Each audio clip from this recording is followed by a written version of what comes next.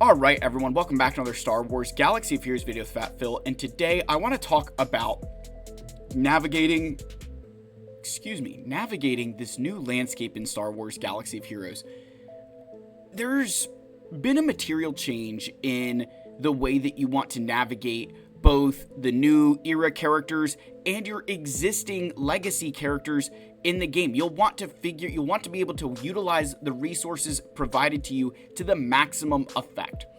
So we're going to talk about kind of how to do this, the recommendations that I have, and kind of help you do everything possible to set your account up for long-term continued success. So without further ado, let's get in here and let's talk about navigating all of these new changes to Star Wars Galaxy of Heroes.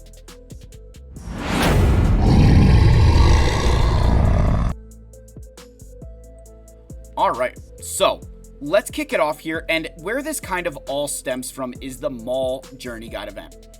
Now in Tier 1, I've already done Tier 1, but if you do Tier 1, you get 2 Kyber Lightspeed tokens, and in Tier 2, you get 3 of them, which is a 7-star Relic 6 character.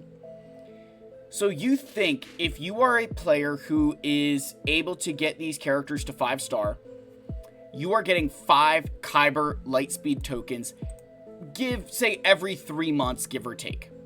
So every 3 months, you are getting 5 Relic 6 characters.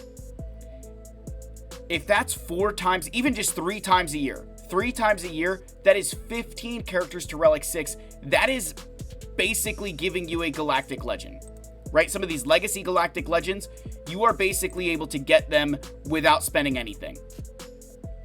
That is incredible. Now, again, anything extra for going in and doing the era stuff, trying to get ahead that way, unlocking that character, you're now going to get further ahead in legacy parts of the game. That's huge. And I think for a lot of you, that's something that is really beneficial. Like, I think part of the problem for a lot of you in the early part of the game was that these era units really weren't that helpful because there wasn't a big benefit to getting them to star levels. Now, they're handing out these Lightspeed tokens that you can use in your roster. That changes the ballgame a bit. And I think utilizing them is going to be extremely beneficial, especially in the current state of the game where they're handing out a lot of tokens to you and wanting to make sure that we use them to the best of our capabilities. Now, mine both went to Old Republic characters. I finally now have a Relic Mission Val and then a Relic Jolee. So both of them were used on Jolee and Mission, kind of preparing myself for getting Satil Shan in, again, long time down the road, but I don't really have a use for those Lightspeed tokens. So my first piece of advice for you is that, unlike what a lot of players have done now, do not treat this game like Pokemon. This is not a gotta catch 'em all experience anymore. You want to spend the minimum amount of Gear 13 gear as possible. So when I look at my account and I'm like, yeah, you know what, I could Relic Geonosian Spy, I'm not going to. Because potentially there could be a Lightspeed token that I could use for, now again, I'd have to buy this, right? But like, hey, I've got a Lightspeed token I could use for Geonosian Spy. Well, now guess what? That's Gear 13 gear that I've saved. And that Gear 13 gear can go onto the characters like Satil when I unlock her, like Zuckuss, like Forlom, can go on characters like them and save me the trouble of having to buy it with my Mark II raid currency. This Mark II raid currency has become a massive bottleneck because that is where Electrium Conductors and Zymbital cards went, and it's also where your Gear 13 gear goes. So to be able to utilize those tokens to kind of take the place of buying this gear is huge. So I look at that model now for Maul and this era system, and I think to myself, you know what? Going and investing in these era characters to make sure that you get to these minimum requirements, at least, obviously Tier 1, if you're free to play, 4-star characters, yeah, that's very, very easy to do. Obviously, the second tier with 5-star characters, a little bit more challenging if you are free to play. Now, if you're like myself and you buy the episode pass, then now you're opening up a whole new area where you can get those characters, unlock them faster, and be able to utilize them in your roster. Also, just side note, I completely did this wrong. I should not have taken Barris as high as I did. I should have spent my resources on Maul. I'm an idiot. I recognize that. Don't come at me in the actually come at me in the comments. It's fine. It is what it is. But that navigating that is going to be important. Understanding that utilizing these tokens is going to be extremely, extremely beneficial to your account because that's Gear 13 gear you don't have to buy. And I think as you continue on, I don't think we're seeing, like, the end of these tokens. In the sense that, like, I would be shocked if in the next journey guide, after Maul, we don't get more of these. Because Capital Games has made it very clear. They've made a statement that they want to allow you to catch up in the old stuff while working on the new. And that's why I think they're handing these out. And that's why I continue to think they will hand them out. Is they want you to benefit from, hey, you invested in Maul, you're building Maul, here's some stuff that you can use for the legacy part of your roster. Because what they want to avoid are players who are solely focused on the legacy side of the game, right? That are solely focused on, okay, and I don't think I can pick, like, the, you know, characters, right? But, like, they don't want the people who've been investing in their, you know, characters down here.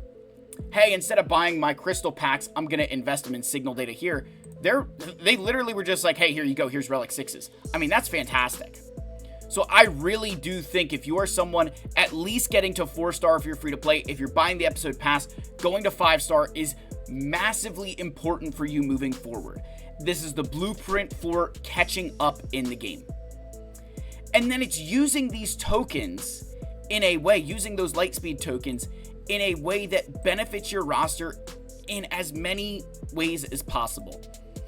You know, we've talked about this before, so I don't want to spend too much time on it. But like your the Carbonite token, right? A Carbonite token that gets you to Gear 12. We want to spend this on characters only for the Kyrotech. Once you get through all the characters that need Kyrotech, then just spend it on anybody you want. But before that, only Kyrotech characters. For the Bronzium and for the Chromium tokens, I'd argue similar situations where we probably only want to be using them on Kyrotech intensive characters. Obviously, if you don't have any of those, then pick somebody, you know, Gear 13 benefit.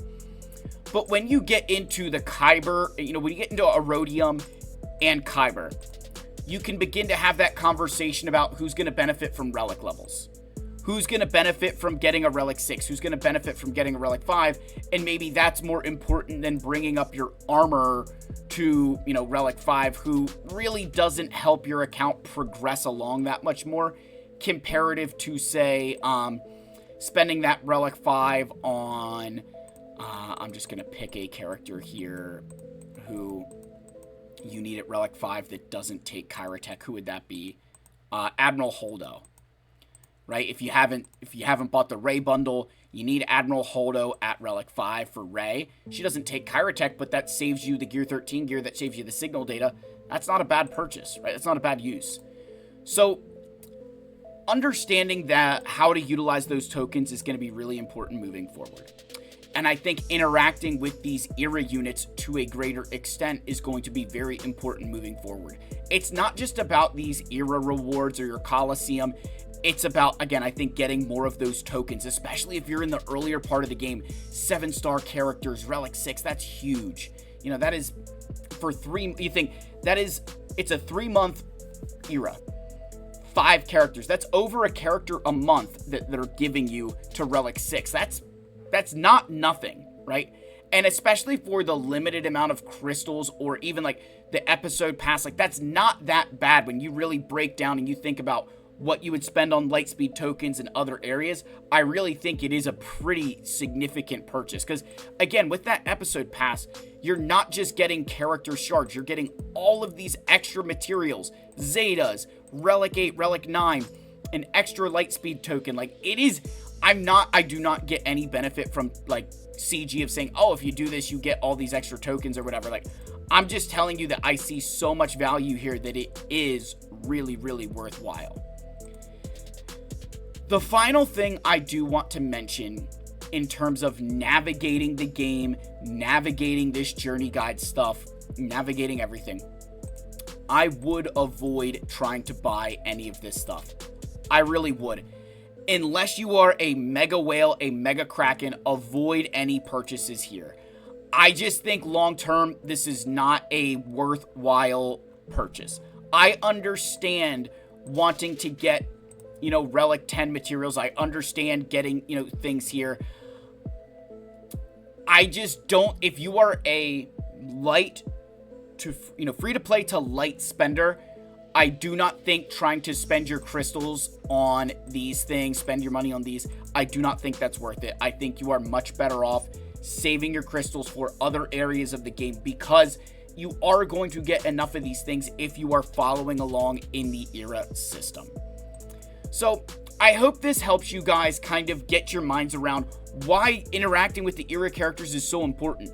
It doesn't just help you get a leg up when it comes to farming, doesn't give you additional rewards, but I think the big thing here as well is that it's setting you up for boosting that legacy part of your roster. And Capital Games has been very, very good, in my opinion, at making some of these older characters much more useful almost overnight. Think about like Mission and Jolie, the two that I did for the Old Republic here. Wherever they are, here they are. Mission and Jolie, they went from characters where I wasn't using them at all to, in 3 months with Satil Shan, they're going to be extremely important. Mission in Territory Wars, Jolie in Territory Wars, Grand Arena, TB, you name it.